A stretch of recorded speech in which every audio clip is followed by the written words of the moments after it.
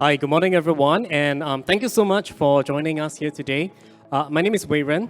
I'm part of the research team at iFAST, and today the focus of my presentation will be on the Chinese equity market. The China of the next decade will be very different from the China today, and this is bad news for investors. We are, of course, no fortune tellers. We can't tell you how China will exactly be like in 10 years' time. But what we are seeing in China is certain structural trends that have affected the long-term investment case for Chinese equities. And for those of you who have always been closely following our investment views, you probably would have known that we have always been bullish on China all these years. But we have seen certain things that worries us. There are certain red flags in China's equity market, and we have also taken the recent difficult decision to downgrade our outlook for Chinese equities, which is going to be the focus of my presentation today. I'll be going through the rationale behind why we have recently downgraded our outlook for Chinese equities. A lot of it will be centered on the long-term structural trends of China, but before I can even talk about the long-term outlook for China, I need to first address the short-term outlook. And in the short term, China is dominated by news about its COVID-19 policy. And I think, as all of us here may already know, China has basically dismantled its entire zero COVID policy. This was a policy that they have resolutely implemented for the past 3 years. But in just 2 months' time, policymakers in China, they have made a sudden U-turn on their zero COVID policy. They have removed pretty much every single one of their testing, quarantine requirements. They have also aggressively rolled out policy measures to rescue their property market. And I think more recently, they have started to reopen their borders to the world. So investors, they have clearly welcomed all these changes, as you can see from the strong rally in the Chinese equity market over the past 2 months. MSCI China up by more than 36% in just 2 months' time. The Hang Seng Tech Index has jumped by close to 45% over the same period. So investors are clearly very bullish over the prospects of Chinese equities. But for us, we are quite cautious even amidst this bullish consensus forming for Chinese equities. And I think there are reasons to believe that this rally will actually not be sustainable. And that is largely because the positive impact from China's reopening, it will not be felt immediately. China has eased its zero COVID policy too fast, and it has not undertaken the preparations that will be necessary for a safe reopening.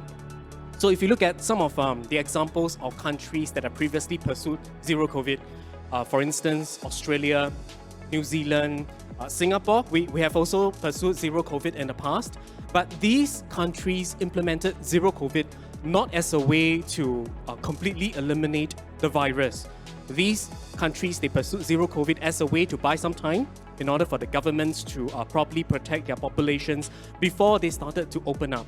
So that involves vaccinating the population, that also involves stocking up on antiviral drugs, and also to expand your healthcare resources so that your hospitals are able to cope with the surge in hospitalizations. So China had 3 years to do all these things. But guess what? They've wasted their time away. So up until the point when they started to reopen their borders, China has actually not done any of these things.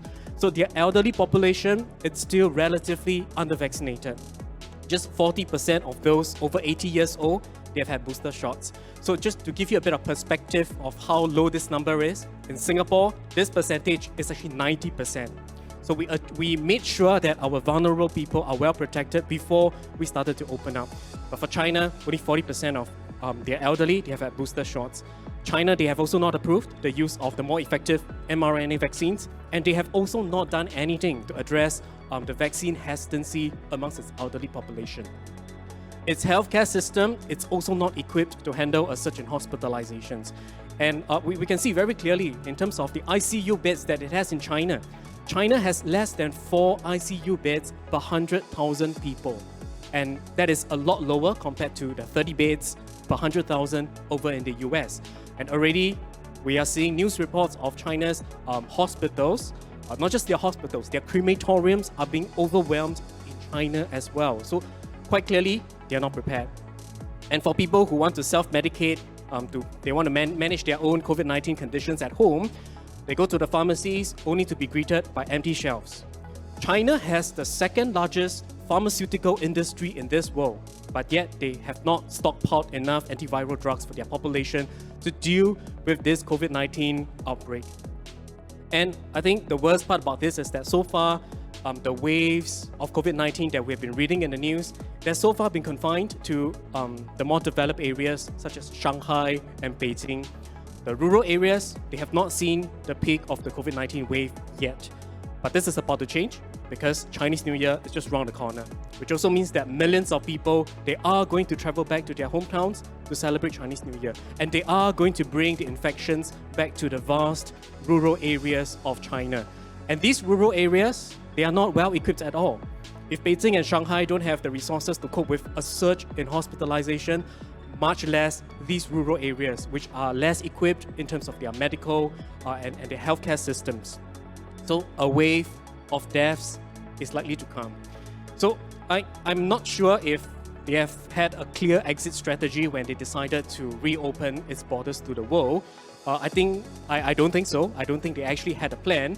But even if they did, so far, everything points to signs of a mismanagement and also a planning failure for the Chinese government.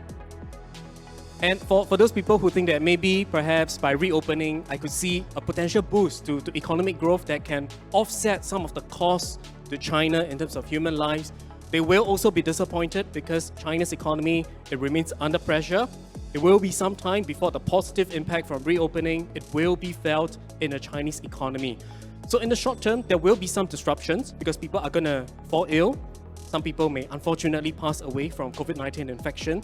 And this has already created short-term major disruptions in industries like healthcare, and financial industries where workers, the shortage of workers has been so severe that even those who are tested positive, they are expected to come back to report to work. And what about parents who have to stay home because lessons have moved online? And for those people who have elderly relatives at home, they also have to stay back home and take care of their elderly relatives as well. So in the short term, there will be this business disruption. And for the rest of the general population, I think most of them are actually quite afraid of contracting the COVID-19 virus because for the past 3 years, the government's propaganda on the COVID-19 virus is such that COVID is something very scary, it's very dangerous. They talk about the high number of deaths in countries that have decided to live with COVID-19. They talk about the long-term impact, the effects of long COVID, and they have painted COVID-19 to be so dangerous that China needs to be locked down in order to eliminate the virus. For 3 years, they have been doing that. Of course, now in recent times, they have changed their messaging to say that, oh, actually COVID-19 is not that scary after all, just like your common flu, nothing to be afraid of. But for 3 years, they have been saying the opposite. So people are hesitant to believe their new messaging right now. And also, especially since on social media, there are so many stories, there's so many pictures of people dying, body bags piling up in crematoriums, and also long queues outside hospitals. So all these things, they hardly reassure the population that COVID-19 is actually not that dangerous after all. So some people, they have decided to just go into self-imposed lockdowns, even in the absence of COVID-19 restrictions. And these things are starting to show up in several data points, such as the subway traffic in China's 4 largest cities. So after China has eased their zero COVID policy, subway traffic has actually plunged very substantially. Movie ticket sales, which is also a gauge of people's willingness to go out of their homes. So this has also plunged substantially as well from the same period 1 year ago. And China is opening up at a time when the rest of the world is slowing down and potentially heading into a recession. So that also means that its exports industry is going to come under pressure, and that also means that domestic consumption will have to rebound very strongly in order to pick up the slack that is left behind by its exports industry. I'm not sure if there will be a strong rebound in consumption because at this point, consumer confidence is still relatively low. Youth unemployment is chronically high at 20%. Qualified young graduates, they are jobless in China.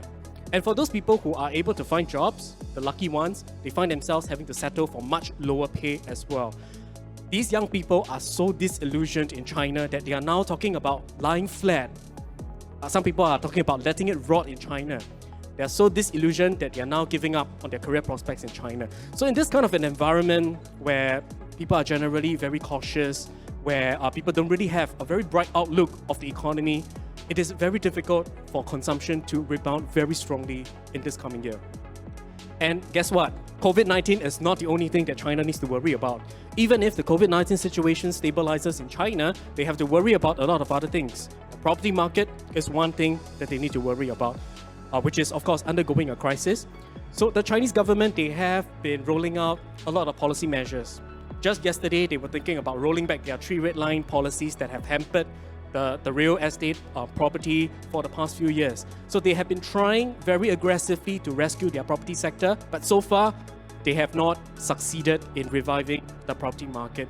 And the key reason for that is because there is a confidence crisis in China's property market. The home buyers, they are not even convinced that the properties that they buy will indeed be completed by the property developers. So there is this lack of confidence because if you look at the completion statistics, only 60% of homes that are sold between 2013 to 2020, they have so far been delivered to home buyers. And I really don't blame them for having this lack of confidence towards the property developers. And let's just say, even if they are, the confidence manages to return to the property market, buyers may also not feel secure enough about their own financial situation now in order to commit to a property purchase because the outlook is very uncertain and property prices have been falling continuously. And then there is also the wealth effect because housing makes up 60% of household assets in China. So if property prices keep falling, if confidence takes longer than expected to recover, so this will have a psychological impact on consumers because they now feel perhaps poorer and less secure about their own financial situation. So that will have implications for China's economy. Now, I've so far been talking about the shorter term outlook. Okay, now it's time to spend a bit of time to talk about the longer term outlook for the Chinese equity market. So for us, we think that the long-term investment case for China, it has been affected recently by the recent leadership changes that has been announced at the National Party Congress last year. So President Xi managed to secure an unprecedented third term as the leader of China's Communist Party. But I think what was really unexpected was his picks for the party's standing committee. Because for decades, the standing committee is actually made up of politicians from all factions of the party. China is not known for their checks and balances. They are not known for that. But within this standing committee, this power-sharing structure across all factions of the body, all factions of the party, actually ensured that there is some power sharing, ensured there are some checks on the leader, and it also ensured that there is no one single person in the party who will dominate policy decision-making in China. But this has clearly changed last year because President Xi has eliminated pretty much all his opponents within the party, and he has installed all his allies within the standing committee. So he now has a lot more power, a lot more control over policy making, and he is perhaps the most powerful leader since the days of Mao Zedong. So for us, this is a red flag because while we have been bullish on China over the past few years, I think there are certain structural trends that we see due to this consolidation of power that has led us to become a bit more defensive on Chinese equities. So what are some of these structural trends? One of which is in terms of the economic direction that President Xi is taking China towards. He is moving China away from a market-oriented economy to a top-down, state-controlled economy, which is an irony because the reason why China has been able to achieve high economic growth over the past few decades is largely because of its embrace of a free market economy. But under the leadership of President Xi, he has in fact been pushing the economy in the opposite direction towards a state-dominated growth model. And at the center of this state-controlled model are China's state-owned enterprises, your SOEs. So SOEs, they have long been criticized for being inefficient in their operations. A lot of the zombie companies in China, they are SOEs. So, which is why over the years, China, they have implemented a lot of reforms to privatize them, to make them more efficient and more competitive in the marketplace. But again, all these reforms are being undone by President Xi because he thinks that SOEs should be the backbone of the Chinese economy. Because SOE, they are always there to help stabilize the economy when times are volatile. They help to develop key technologies, and most importantly, SOEs help to support government initiatives. The private sector, on the other hand, they have been seen as extremely greedy in the eyes of President Xi. They have strayed very far away from the traditional values of the Communist Party, which is why the government has in recent times been wanting to increase their control and influence within the private sector, starting with the crackdown on China's technology sector. But outside of the tech sector, there is already signs of increased influence in the private sector because the government, they have been taking board seats inside private companies. They have also been setting up party committees in private companies to discuss things like ideology and party values. So this gives the government increasing control and influence over the corporate strategy of private companies, and it enables them to mobilize private sector resources to achieve national objectives. So there are several implications from this shift to a more top-down, state-controlled economy, one of which is the fact that China's economy will likely enter a low-growth period because now the government has pretty much full control over all economic resources in China, and this will allow them to mobilize all of these resources to achieve national objectives, such as achieving self-sufficiency, achieving social stability, and some of these objectives may not be favorable to China's long-term economic growth. Second, the long-term profitability of private companies are now at risk because private companies in China, they are now expected to prioritize national objectives ahead of profitability. And the last implication of this is that policy mistakes will be higher because policy-making decisions, power is now concentrated in the hands of a few politicians, or maybe arguably in the hands of one politician.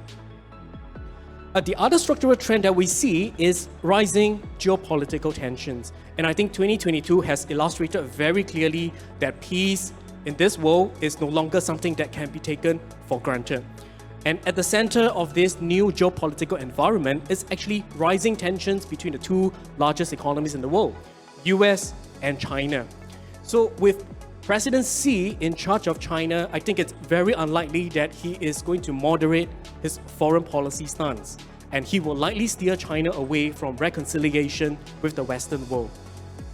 Even if he decides to reconcile with the West, the issue with this is that the trust and goodwill that has been built up over the last few decades with their Western partners, it has already been shattered by the many years of aggressive wolf warrior diplomacy under the leadership of President Xi.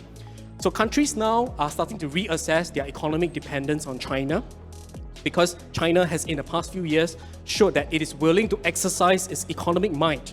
It is willing to weaponize its economic power on countries that disagree with them or on countries that criticize them on the world stage. So this is what has been happening over the past few years. So the trust has already been broken. For businesses, China now becomes an increasingly challenging place to do business in. For the past 3 years, they have to deal with COVID-19. They have the zero COVID policy. They also had to deal with an uncertain regulatory landscape in China. And now they are caught in the middle between US and China tensions. And businesses in general, they don't like to deal with uncertainty because they need to plan ahead for the longer term. So with this kind of an uncertain geopolitical environment, I think it is very likely that businesses will start to relocate part of their operations, if not all of their operations, away from China. They are willing to bear the risk of incurring higher costs of production just to make sure that they go to somewhere that provides them with a bit more certainty in terms of their production processes. So the shift away from China, it is likely going to accelerate. So I think my key point here today is that I think China is now a market that comes with significantly higher risk. And the fact that there is no obvious successor in the standing committee right now, it also suggests that President Xi is probably eyeing a fourth term as the leader of China as well. And this means that he's going to be around not just for the next 5 years, he is going to be around for the next 10 years and possibly beyond that time frame as well. So even though valuations may be cheap, I think the long-term investment case for China has been permanently damaged. China now comes with increasingly higher risks, okay, because of some of the structural trends that I've talked about just now, and also that there is this lingering issue of Taiwan. China is likely going to take a harder line approach on Taiwan, and it has also not ruled out the use of force to reunify with Taiwan if necessary. And I think this is something quite alarming because China's armed forces, they have reportedly been told to be ready by 2027 to reunify with Taiwan. That is actually just less than 5 years away. So we can no longer rule out the possibility of conflict between China and Taiwan. And when that happens, China will become uninvestable overnight, as we have seen in the example of Russian equities. So nobody thought Russia would invade Ukraine until Russia actually did. Until actually started the invasion. So investors woke up the next day only to realize that their investments in Russian equities are suddenly worthless overnight. This risk also applies to Chinese equities right now. And because of that, I think if you want to invest in China, you need to factor this into your investment consideration as well, and perhaps require a higher margin of safety before investing in Chinese equities. Okay, so just to sum up whatever that I've shared just now, I think amidst the bullish sentiment for Chinese equities, I think for now we prefer to be a bit more cautious. We're still unconvinced with the investment case for Chinese equities because they now come with much higher risk. So our recommendation for investors is to underweight China in their portfolios. So for investors who have a high concentration of Chinese equities in their portfolios, and if you also agree with us that perhaps the right thing to do for your China exposure is to underweight China in your portfolios, don't go ahead and sell everything at one go because that is dangerous, because in the short term, there can be very strong rebounds. You have already taken a lot of losses from your China exposure, so the last thing that you want is really to miss out on all these strong rebounds in the Chinese equity market. And in the past 2 months, we have already seen a very strong rebound. So this could be the time to perhaps consider reducing some exposure, some China exposure within your portfolios. For investors who disagree with us, and if you still want to invest in China, I think that's okay. But it now means that it is now more important than ever for you to align your China exposure with the objectives of the Chinese government. So that means investing in areas like SOEs, which are favored right now, and also investing in industries that are favored, such as your hard technology, green energy, electric vehicles, and also advanced manufacturing. But then again, there is also a risk that China could change their mind overnight and render some of these industries invalid in the long term. There is this risk. Investing in China is now essentially a bet on the China's leadership, a bet on their ability to manage the economy well. But as we have seen over the past few years, they have successfully turned a health crisis into an economic crisis, a real estate crisis, a youth unemployment crisis, and amidst all these crises, the health crisis is still unresolved and perhaps could be escalating in the months ahead. So we're not convinced by this track record. We don't think it's reassuring, which is why we have decided to downgrade our long-term outlook for Chinese equities. So with that, I've come to the end of my sharing. Thank you so much for your time.